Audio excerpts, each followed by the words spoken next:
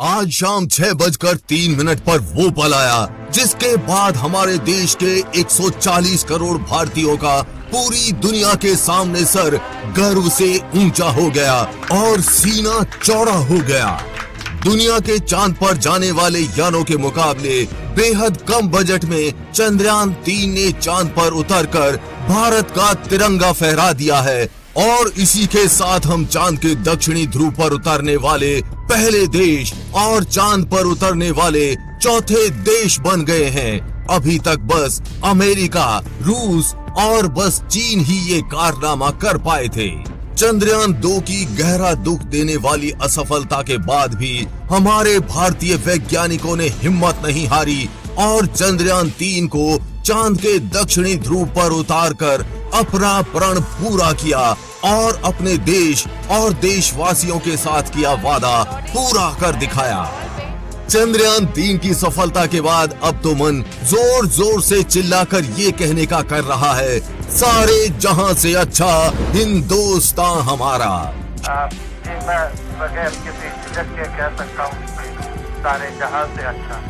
शायद आप भी हमारे जैसे खुशी से फूले नहीं समा रहे होंगे। हो भी क्यों ना, हमारे वैज्ञानिकों ने काम ही ऐसा किया है जिसकी वजह से आज 140 करोड़ भारतीय गर्व से कह रहे होंगे, जय हिंद, जय भारत। चलिए, ये तो थे हम सब 140 करोड़ भारतीयों के इमोशंस। अब थोड़ी काम की बात कर लेते हैं। आप में से काफी लोगों के मन में अब सवाल चल रहा होगा कि चांद पर तो हम उतर गए, लेकिन अब चांद पर चंद्रयान-3 करेगा क्या? चांद पर अगले 14 दिन तक क्या क्या होने वाला है? चंद्रयान-3 किन किन कार्यों को अंजाम देगा? भारत को क्या क्या जानकारी वहां से भेजेगा? चलिए सब जान लेते हैं इस वीडियो में। आज हमारा चंद्रयान-3 शाम को करीब 6:03 पर सफलता पूर्वक चांद पर उतर चुका है। उतरने के बाद इसरो वैज्ञानिकों की कमांड पर करीब 6 घंटे बाद रोवर लैंडर मॉड्यूल से बाहर आएगा। आइए समझते हैं स्टेप बाय स्टेप अब आगे क्या क्या होने वाला है। लैंडर मॉड्यूल चांद पर उतर जाने के बाद घंटों तक उस जगह पर धूल उड़ती रहेगी। इस वजह से रोवर को धूल हट जाने के बाद लगभग आज रात 12 बजे इसरो वैज्ञानिक चांद की सतह पर निकलने की कमांड देंगे और इसी के साथ विक्रम लैंडर मॉड्यूल के गेट खुलेंगे और बाहर आएगा रोवर प्रज्ञान। आपको पता होगा कि चंद्रयान-2 मिशन की तरह ही इस बार भी लैंडर मॉड्यूल का नाम विक्रम और रोवर का नाम प्रज्ञान रखा गया है। इस पूरी प्रक्रिया को समझने के लिए सबसे पहले हम रोवर के डिजाइन को समझते हैं। रोवर को 14 अर्थ डेज के मिशन पीरियड के लिए ही इनिशियली डिजाइन किया गया है, यानी रोवर सिर्फ चांद पर 14 दिन ही काम करेगा, उसके बाद निष्क्रिय हो जाएगा। रोवर में कुल वजन 26 किलो है। रोवर प्रज्ञान में एक सोलर पैनल लगा है। इसमें 2 नेविगेशन कैमरास लगे हैं, जिसका नाम इसरो ने नेविगेशन कैमरा लेफ्ट और नेविगेशन कैमरा राइट रखा है। इनको आप इसरो वैज्ञानिकों या फिर रोवर की 2 आंखें भी समझ सकते हैं। इसमें alpha particle X-ray spectrometer APXS लगा हुआ है। ये लैंडिंग साइट के आसपास चंद्रमा की धूल और चट्टानों की मौलिक संरचना का पता लगाएगा। इसमें 2 रिसीवर ट्रांसमीटर एंटेनास लगे हुए हैं जो लैंडर मॉड्यूल को संदेश भेजने और रिसीव करने का काम करेगा। इसमें 2 आगे और 2 पीछे सिल्वर कलर के टायर लगे हुए हैं, जिनका नाम रॉकर बोगी असेंबली रखा गया है। साथ ही बीच में काले कलर के 2 टायर लगे हुए हैं जो रोवर प्रज्ञान को 50 mm ऊंचे ऑब्जेक्ट से आसानी से निकलने में सहायता करेगा। रोवर को अच्छे से समझने के बाद चलिए अब रोवर प्रज्ञान को उतारते हैं लैंडर मॉड्यूल से बाहर। चांद पर लैंडिंग प्रक्रिया खत्म होने के बाद शुरू होगी चांद से रोवर के बाहर आने की प्रक्रिया। रोवर की कार्य करने की प्रक्रिया को आप पहले संक्षिप्त में इस वीडियो से समझिए, इसके बाद हम विस्तार से समझेंगे। लैंडर मॉड्यूल गेट ओपन, ये लैंडिंग प्रक्रिया का पहला चरण है। इसमें लैंडर मॉड्यूल के गेट खुलेंगे और रोवर बाहर आएगा। स्कैनिंग मून सरफेस, दूसरा चरण, इसमें रोवर नेविगेशन कैमरे की मदद से चांद की सतह को स्कैन करेगा। Sending data to ISRO centre, तीसरा चरण, इसमें रोवर फोटोज और वीडियोस को इसरो कमांड सेंटर को भेजेगा। मूवमेंट ऑन मून सरफेस, चौथा चरण, इसमें रोवर इसरो वैज्ञानिकों की कमांड पर चांद पर चलना शुरू करेगा। रिसर्च ऑन मून सरफेस, ये रोवर वॉकिंग प्रक्रिया का पांचवा और आखिरी चरण है। इसमें रोवर चांद की जमीन पर रिसर्च करेगा। अब समझते हैं विस्तार से। इसरो से मिली जानकारी के अनुसार लैंडर मॉड्यूल से चांद पर उतर जाने के बाद चांद की सतह पर सब कुछ सही पाकर करीब 6 घंटे बाद रोवर प्रज्ञान लैंडर मॉड्यूल विक्रम से बाहर आएगा, वो भी इसरो वैज्ञानिकों की कमांड पर। रोवर प्रज्ञान को एक सीढ़ी के जरिए चांद की सतह पर उतारा जाएगा, काफी कुछ वैसे ही जैसे किसी ट्रक से गाड़ी उतारी जाती है। लैंडर मॉड्यूल से निकलते वक्त ही रोवर प्रज्ञान के सोलर पैनल्स खुल जाएंगे और काम करना शुरू कर देंगे। चांद की सतह पर रोवर लैंड करते ही अपनी दोनों आंखें यानी नेविगेशन कैमरा लेफ्ट और नेविगेशन कैमरा राइट के माध्यम से चांद की सतह और चारों ओर से स्कैन करेगा और फोटोज और वीडियोस इसरो को भेजेगा। इन फोटोज और वीडियोस के आधार पर इसरो वैज्ञानिक इसका एक 3D मैप बनाएंगे और इसी के आधार पर इसरो वैज्ञानिक रोवर के रास्ते को प्लान करेंगे। इस पूरे प्लान को इसरो वैज्ञानिक वापस चांद पर भेजेंगे और इस मैप के आधार पर रोवर को चलने की कमांड देंगे। इसरो वैज्ञानिकों की कमांड पर रोवर चांद की सतह पर आगे बढ़ेगा। साथ ही एक बात और जान लीजिए, जिसको जानकर आपको अपने भारतीय होने पर गर्व होगा। रोवर का पिछला पहिया इस तरह डिजाइन किया गया है कि ये आगे बढ़ने पर अपने पीछे चंद्रमा की सतह पर सारनाथ में अशोक की लाट से लिया गया भारत का राष्ट्रीय चिन्ह अंकित करेगा। इसका दूसरा पिछला पहिया इसरो का निशान प्रिंट करेगा, जो हमेशा के लिए चांद पर भारत की मौजूदगी का प्रमाण होगा। जैसा कि हम आपको बता चुके हैं कि चांद की सतह पर रोवर के चलते समय सामने कोई 50 mm तक ऊंचा ऑब्जेक्ट आने पर ये आसानी से निकल जाएगा। 50 mm से अधिक ऊंचा ऑब्जेक्ट आने पर ये अपना रास्ता बदल देगा। इसरो वैज्ञानिक की कमांड पर रोवर एक जगह रुककर लेजर किरणों को चांद की सतह तक भेजेगा। चांद की सतह पर रासायनिक तत्वों और मिट्टी, पानी के कणों जैसे प्राकृतिक संसाधनों को देखेगा। रोवर चांद की बनावट को लेकर हमारी जानकारी में महत्वपूर्ण इजाफा करेगा। रोवर में और भी कई उपकरण लगे हैं, जिसमें सिस्मोमीटर भी शामिल है, ताकि चांद के भूकंप को मापा जा सके। वैज्ञानिक इस तरह के परीक्षण से चांद की सतह के तापमान और वहां के वातावरण के अन्य तत्वों को जान सकेंगे।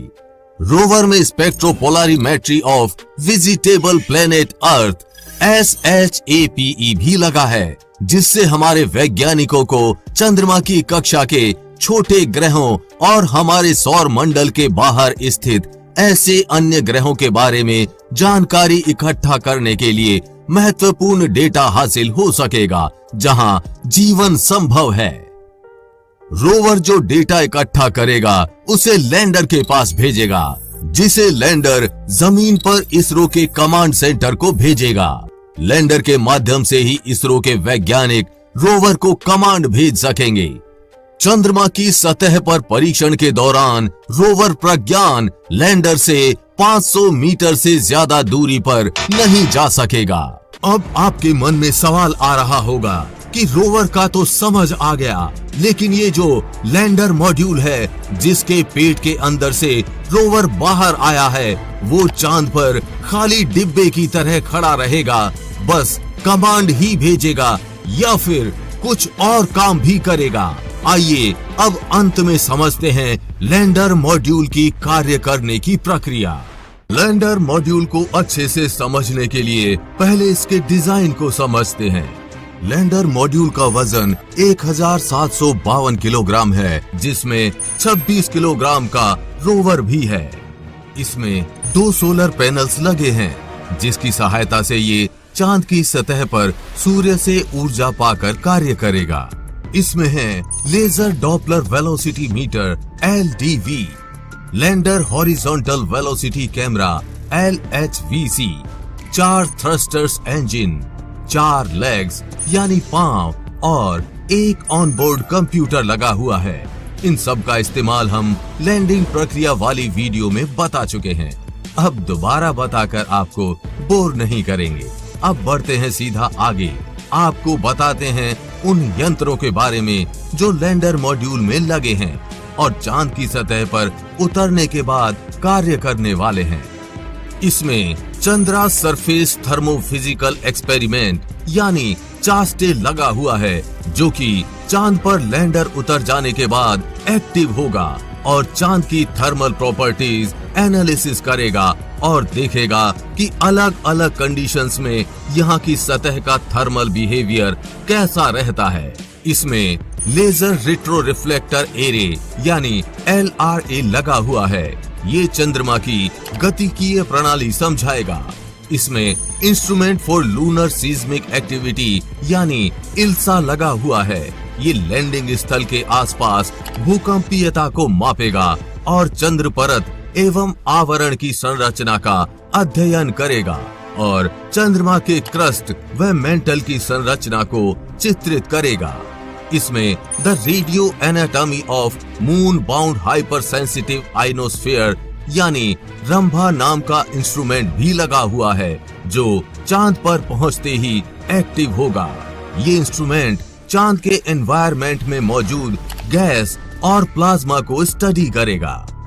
इसमें लगा लेजर इंड्यूस्ड ब्रेकडाउन स्पेक्ट्रोस्कोप यानी लिप्स लगा हुआ है, जो लैंडिंग स्थल के आसपास चंद्र मिट्टी और चट्टानों की मौलिक संरचना का पता लगाएगा, जबकि अल्फा पार्टिकल एक्सरे स्पेक्ट्रोमीटर यानी APXS चंद्र सतह की रासायनिक संरचना और खनिज संरचना संबंधी अध्ययन करेगा। इसमें spectropolarimetry of habitable planet earth यानी शेप नाम का उपकरण लगा है। ये चंद्रमा की कक्षा के छोटे ग्रहों और हमारे सौर मंडल के बाहर स्थित ऐसे अन्य ग्रहों के बारे में जानकारी इकट्ठा करने के लिए महत्वपूर्ण डेटा हासिल हो सकेगा, जहां जीवन संभव है। साथ ही लैंडर मॉड्यूल चांद की सतह पर ये पता लगाएगा कि भविष्य में चांद पर सौर ऊर्जा उत्पन्न करके पृथ्वी पर उपलब्ध कराई जा सकती है या नहीं। काफी सारे विकसित देश इस प्रयोग में लगे हुए हैं, यानी साफ है कि चांद पर उतर जाने के बाद भी रोवर और इसरो के बीच संदेश वाहक के साथ इतने सारे महत्वपूर्ण कार्य भी करता रहेगा। लैंडर मॉड्यूल चांद की सतह पर रोवर निकल जाने के बाद एक खाली डिब्बे की तरीके से नहीं खड़ा होगा, बल्कि लगातार महत्वपूर्ण कार्य करके इसरो को इसका डाटा भेजता रहेगा। अंत में जाते हुए चंद्रयान से जुड़ी एक महत्वपूर्ण जानकारी और जान लीजिए। अब तक आपको सब बता रहे होंगे कि भारत का चंद्रयान 3 चांद के दक्षिणी ध्रुव पर उतरने वाला है, लेकिन ये पूरा सच नहीं है। चंद्रयान 3 चांद के दक्षिणी ध्रुव पर नहीं, बल्कि दक्षिणी ध्रुव के सबसे करीब जो चांद का हिस्सा है वहां उतरने जा रहा है। इसका बेहद ही बड़ा कारण ये है कि लैंडर मॉड्यूल और रोवर में सोलर पैनल्स लगे हैं और दक्षिणी ध्रुव पर तो सूर्य की रोशनी जाती ही नहीं, तो फिर ये काम कैसे करते? इसलिए इनको दक्षिणी ध्रुव के सबसे नजदीक वाले हिस्से पर उतारा जा रहा है। इस बात की पुष्टि खुद इसरो चीफ ए सोमनाथ भी कर चुके हैं। डॉक्टर ए सोमनाथ ने कहा था कि हम दक्षिणी ध्रुव पर नहीं जा रहे हैं, हम उसके पास जा रहे हैं, क्योंकि दक्षिणी ध्रुव पर सूरज की रोशनी नहीं आती है या बेहद कम रहती है, तापमान माइनस में रहता है। ऐसे में लैंडर काम नहीं करेगा, इसलिए लैंडर को दक्षिणी ध्रुव के करीब उतारा जाएगा, रोशनी वाले इलाके में, ताकि उसके सोलर पैनल्स सूर्य की रोशनी से ऊर्जा लेकर 14 दिनों तक काम कर सके। आपको ये जानकारी कैसी लगी और आपने चंद्रयान 3 की चांद पर उतरने की सफलता का जश्न कैसे मनाया? नीचे दिए गए कमेंट बॉक्स में लिखकर हमें जरूर बताएं। चंद्रयान 3 पर लगातार आगे भी ऐसे ही अपडेट्स आते रहेंगे, इसीलिए अभी चैनल को सब्सक्राइब करके बेल नोटिफिकेशन ऑन जरूर कर लें। वीडियो को लाइक और शेयर करना ना भूलें। जल्द ही मिलेंगे ऐसी ही इंफॉर्मेटिव वीडियोस के साथ और आपको कुछ अच्छा सिखाएंगे। तब तक के लिए जय हिंद, जय भारत।